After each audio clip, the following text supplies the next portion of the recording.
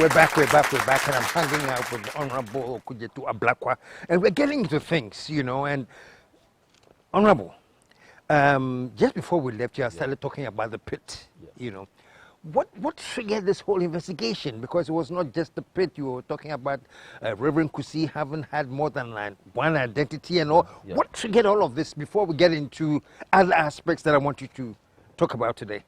So, observing from Parliament, I noticed that a lot of things the President had told the nation,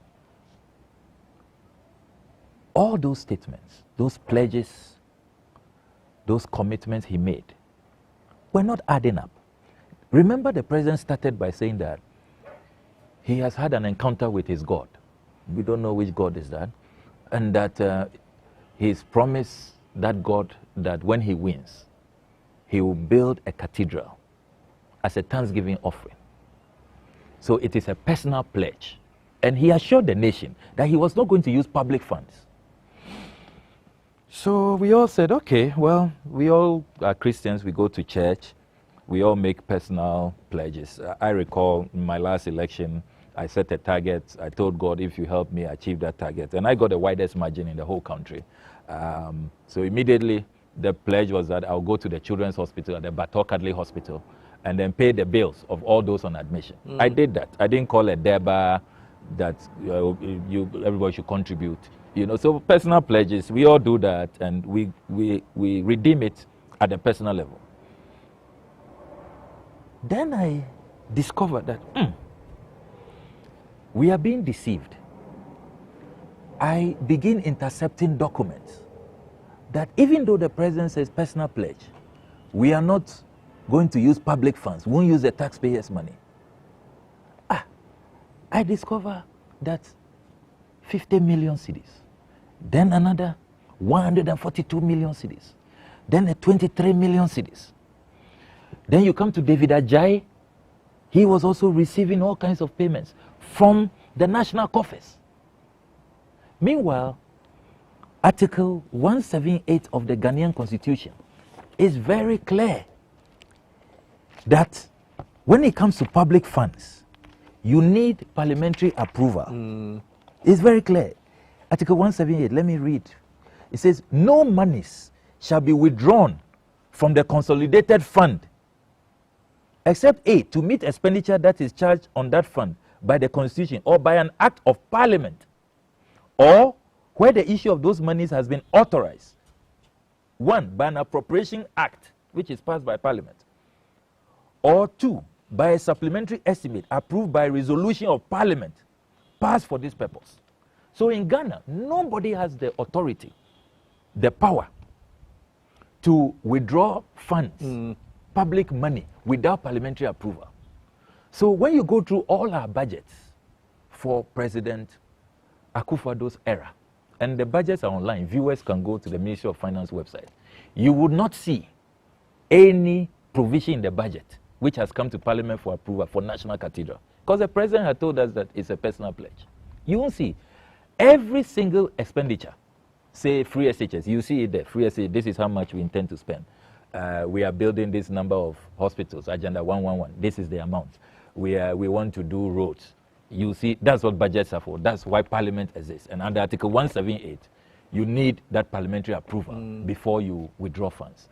So I said, So when you say you intercepted, what you came across this? Yes, so I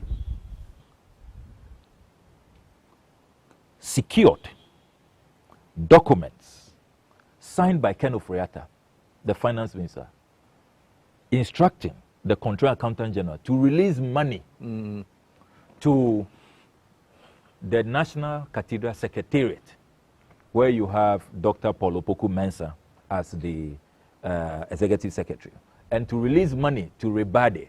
Rebade are the contractors, a consortium of 3 companies, Rizani, Dieka, Babisoti, and Disimoni.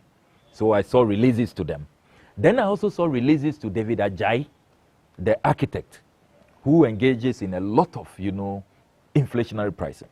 So I said, this country has been scammed. The clergy. And I recall listening to sermons from people like Archbishop Nicholas Duncan Williams, said that, oh, Ghanaians who are criticizing National Cathedral, stop it. We are not using your money. The president has assured us. At our first board meeting, the president told us, we are not using public funds. So all of you, just shut up. We are just mobilizing our own resources. So even the clergy didn't know that on their blind side, people are being paid, huge withdrawals are going on. Now we know that a whopping 339 million Ghana cedis. Because after intercepting the documents, securing them, we then summoned the finance minister at the vote of censure hearings. And we insisted that you must now give us the full withdrawals that you have made. And all hell broke loose. To our shock, 339, at the time, $58.1 million. No parliamentary approval. That is why, as for this National Cathedral matter, we know that some people are going to go to jail. Because it's very clear. Very clear. When the finance minister, the former finance minister, Ken Ofori-Atta, appeared before us, he sought to say that, oh, you know, we are using contingency vote. And as for contingency, we don't really have to come to parliament. Now, contingency stands for emergency. Something unplanned, a happenstance, unforeseen circumstance. National Cathedral, that you have had, you say you had a conversation with your God. You have planned. You set up board of trustees. You announced to the whole country, this is what we are going to do. How can that be contingent, something you didn't foresee? So this is just, you see, when you even catch them, what really annoys me about these folks in the MPP is that when you even catch them naked, pants down, they try to come up with all kinds of ridiculous explanations and excuses. So now, here we are, 339 million cedis. Remember that Kolebu Renal Unit, they needed only 2 million to save lives. 19 people died. 339 million without parliamentary approval. Think about what that money can do. Now, guess what? We decided to go into the breakdown of the 339 million. I took it upon myself to investigate every single item. That is when a whole new can of worm was opened. So I discovered that a gentleman called Carrie Summers was given $6 million to raise funds for Ghana. He has not been able to raise any money. Now, what happens in the industry of fundraising, and you know very well, is that when you raise the funds, then you are giving a commission. Yeah. It is only in Ghana, under the Akufo-Addo administration, that So they gave upfront $6 million. I tracked him all the way to the United States of America. I went undercover and appeared in Springfield, Missouri, where and all the claims he had made, the documents they brought to Parliament that, oh, this is a top fundraiser who, has, the Nehemiah Group and all of that. The pictures they brought us. When I went there, it was all a scam. He was in some ramshackle warehouse selling coffee. Scammer. And yet they gave him $6 million. Then I also discovered that another payment of 2.6 million Ghana cedis to a company called JNS Talent Center Limited. I said, I know all the companies associated with this project. David Ajayi and Associates, the architects, Rebade, the contractors. Who is JNS? Let me look into it. Holy Moses. I discovered that, so Reverend Victor Kusi Boateng, secretary to the board of trustees, he has a second identity as Kwabena Edu Jemfi, and he is a director at JNS. So virtually paying himself. That is what, so you hear people say, oh, but Akudzeto Ablakua, what does he have with this pastor? What, is it something personal? It's not a personal. I was only carrying out parliamentary oversight, doing my constitutional work. I wanted to know the 339 million, why is it that we have spent so much money and all we see is a hole, a pit? So clearly, the money didn't go into construction. A diligent member of parliament must find out. So where did the money go? That is what took me on this search, this voyage for truth, for accountability. So I discovered Carrie Summers, $6 million. Then I discovered Victor Kusi Boateng, who is paying himself, Kwabena Edu Jemfi, 2.6 million. And he opened a whole can of worms. Then I discovered that, oh, so he was not expecting this day to come where we will know that even though he was appointed as Reverend Victor Kusi Boateng, he has a second identity. Don't be deceived, it's not a nickname. For that identity, he has a different date of birth, 2 years apart. When he's operating as Victor Kusi Boateng, he has a different mother. He has a different date of birth. He says he was born 7 September 1971. He has a whole set of companies registered under that identity. When he's operating as Kwabena Edu Jemfi, he has another mother, different mother. The only person I know in the world to be born by 2 different mothers. He has a different date of birth. This time, 30th December 1969, not 7 September 1971. 2 years apart. I can speak to these matters boldly because he took me to court and he has lost, not once, not twice. Indeed, the Human Rights Court has declared his conduct criminal, that he shouldn't be working freely. So these are matters that have been determined. The judiciary of our country, they have looked at the evidence that I gathered and they have ruled in my favor that what I put out was not malicious, it's the truth. Will you believe that he managed to even obtain a diplomatic passport in another identity, Kwabena Edu Jemfi? I summoned the Foreign Affairs Minister to Parliament, and she confirmed it. That yes, at the time they issued the passport, they didn't know that he is Victor Kusi Boateng. Meanwhile, this is a country that has spent billions on national ID. Even at the NIA, the Ghana card he has is Kwabena Edu Jemfi. You go to DVLA, he has a driver's license, Victor Kusi Boateng. As SNIT, he is Victor Kusi Boateng. Within the Electoral Commission database, he has 2 cards as Victor Kusi Boateng and Kwabena Edu Jemfi. Only God knows if he votes twice or not. Incredible. And these are people supposed to be building a holy temple for God. That is why I am not surprised that Pastor Otabil had to resign, Bishop Dake Ward-Mills had to resign, Archbishop Nicholas Duncan Williams had to resign, Reverend Isul Adaba had to resign. And if you read their resignation letters, very damning. Bishop Dake Ward-Mills said that, look, I have built great churches, magnificent churches for far less. I cannot understand why $58 million and all we see is a pit. It's in Bishop Dak's resignation letter. And Bishop Dak can say that. We have seen all his mighty buildings all over. Go to the mountains. Mampong. Yeah. Hey! I mean, I mean, what that man of God built, I mean, incredible. Beautiful edifices, imposing. It's amazing. Amazing. Yeah.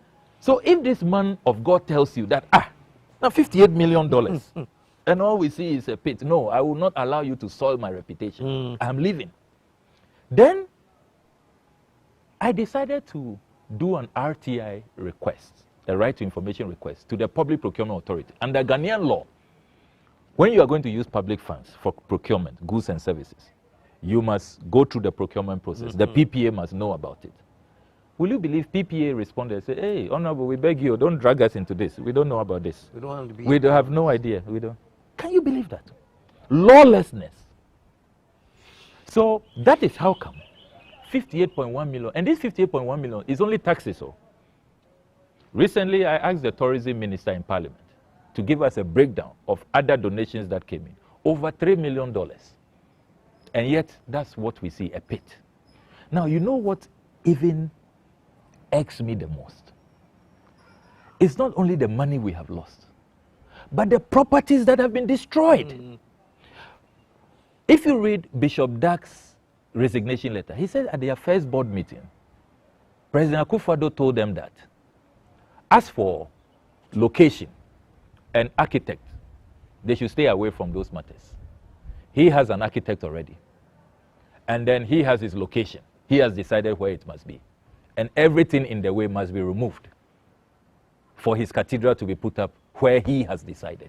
A country that has so much space, free space. And for many decades, we've been talking about decongesting the central business district. Look, when there's a program at international conference, even where to park, when there's a program at State House, Then you come to add to that melee. And in the process, look at the demolitions. I'll give you the list. Scholarship Secretariat, demolished. Passport Head Office, demolished. Judges' bungalows, newly built judges' bungalows, demolished. In the process, an appeal court judge resigned. He said, look, why? He even asked for a few days. His wife, Justice Said, who had been awarded by the Ghana Bar Association as the most incorruptible judge a few months earlier. He said, look, my wife has just come out of surgery. Give me some time. He said, no, hey, God says he must come and live in Accra. And the Akufo-Addo's authority. So leave. He resigned out of protest. And Ghana lost such an upright judge in the process. The Judicial Training Institute, where we've been training, doing capacity building for judges of the Commonwealth, demolished. Bungalows belonging to Shraj were demolished. As I speak to you now, Shraj is having to spend money to rent for its deputy commissioners because those bungalows were demolished. Look at the financial loss. The judges, they had to go and rent buildings for them. Look at the financial loss. And I'm not done with the list.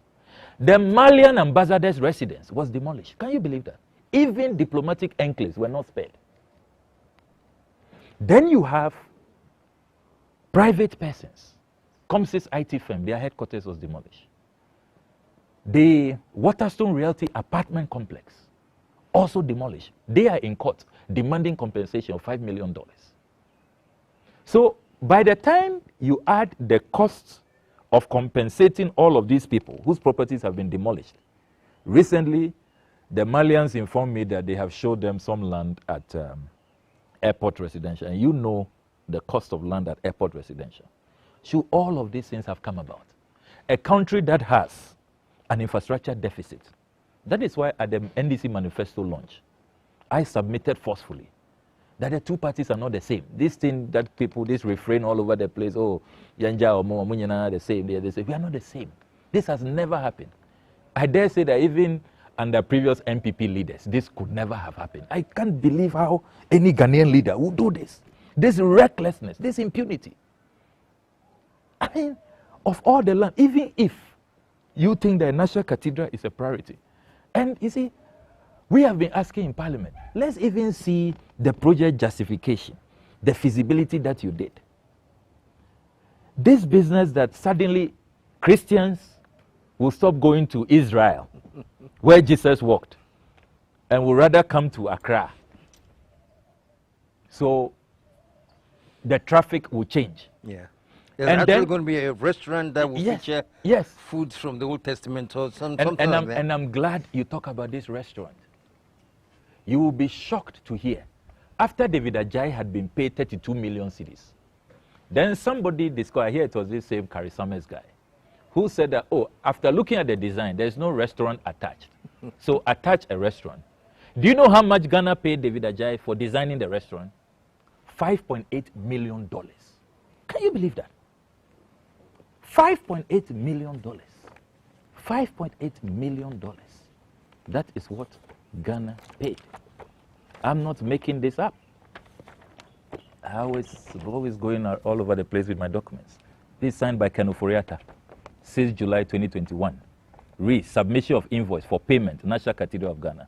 Please refer to your letter number SCRDE3296/02, dated 27 April 2021, requesting the release of $5,817,769 to pay consultancy fees in respect of the variation orders for the inclusion of a 300-seater restaurant.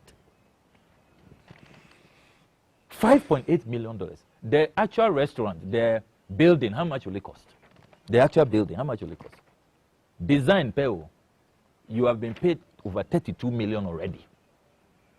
And then they say that, oh, this is your design that you've done.